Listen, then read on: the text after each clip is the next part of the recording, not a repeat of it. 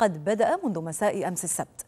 وتداول مئات الناشطين على الإنترنت أخبارا عن اختراق عشرات المواقع الإسرائيلية الحيوية، بالإضافة إلى اختراق أكثر من 19 ألف حساب على موقع التواصل الاجتماعي فيسبوك، وسط أنباء عن أن معظم الهجمات جاءت من كوسوفو وألبانيا والمغرب وتونس وتركيا وإندونيسيا ومصر والسعودية. انضم إلينا من القدس مراسل الجزيرة إلياس كرام. إلياس، يبدو أن الاختراق بدأ فعلا هناك في إسرائيل على مواقع التواصل الاجتماعي، كيف تتعامل إسرائيل مع هذا الوضع؟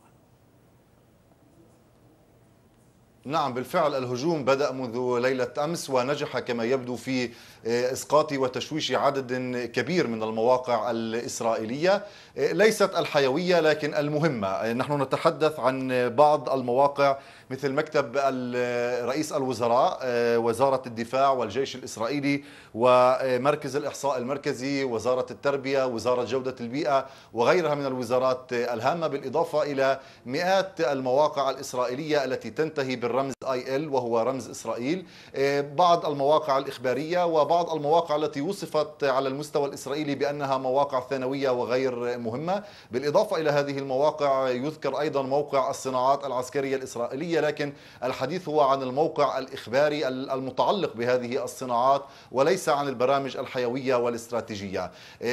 في إسرائيل يقولون بأنهم نجحوا بشكل سريع في صد هذا الهجوم. هذه المواقع سقطت وتم التشويش عليها لبضع دقائق، وتم تفادي ذلك وإعادة المواقع إلى عملها الطبيعي بعد دقائق معدودة، وهذا بفضل ما تقول إسرائيل إنه استعداد مسبق لهذا الهجوم. أعلن في إسرائيل أنه تم إغلاق كل المواقع الحيوية والهامة، خاصة الاستراتيجية منها كشركة الكهرباء والبنوك الإسرائيلية، أمام كل الوالجين من خارج إسرائيل، بمعنى كل من يحاول الآن الدخول من خارج إسرائيل إلى بعض المواقع الحيوية الإسرائيلية لا يستطيع ذلك، وذلك تفاديا لهذا الهجوم الذي قد يؤثر على هذه المواقع المهمة. في إسرائيل أقيم منذ سنوات كما هو معلوم مريم طاقم خاص يتبع لمكتب الحكومة الإسرائيلي، ويتبع أيضا بالتالي إلى المخابرات الإسرائيلية وإلى الموساد، وهو طاقم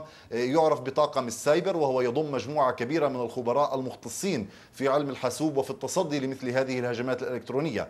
ووجود هذا الطاقم في مكتب رئيس الحكومة واتصالاته مع الموساد الإسرائيلي والمخابرات الإسرائيلية يدلل بشكل واضح على الأهمية التي توليها إسرائيل لمثل هذه الهجمات، وهي تضعها بشكل عام كأي حرب تقليدية، لأن مثل هذه الهجمات ممكن أن تؤثر بشكل عام على المواقع الاستراتيجية بالتالي التساؤل هنا كشركة الكهرباء وغيرها من المواقع. ما أقصى ما تخشاه إسرائيل من عمليات قرصنة وهجمات على مواقعها الإلكترونية؟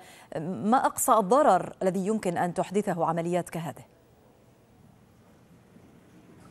لا، هو التشويش بطبيعة الحال على المواقع الاستراتيجية الحساسة، كتعطيل مثلا العمل في شركة الكهرباء، وقيسي على ذلك ما يمكن أن ينتج عن ذلك من خسائر للصناعات الإسرائيلية، وكذلك على الأمور الحيوية وسير الحياة الطبيعية في البلاد كالإشارات الضوئية مثلا. يعني هذه أبسط الأمور، بالإضافة طبعا إلى إمكانية الولوج إلى الحسابات الإسرائيلية الخاصة في البنوك. وسبق لمجموعة الهاكرز أو الأنونيمس بأن نشرت في الماضي مجموعة من أرقام بطاقات الاعتماد التابعة لإسرائيليين، وبالتالي رأينا بأن إسرائيل سارعت إلى إغلاق مواقع البنوك الإسرائيلية وشركات الاعتماد الإسرائيلية بوجه الولوج إليها من خارج إسرائيل، وبالتالي تفاديا لمنع الوصول إلى هذه الحسابات الخاصة ولربما انهيار البنوك أو تعرض الحسابات الشخصية إلى ضرر ما. مريم، شكرا جزيلا لك إلياس كرام مراسلنا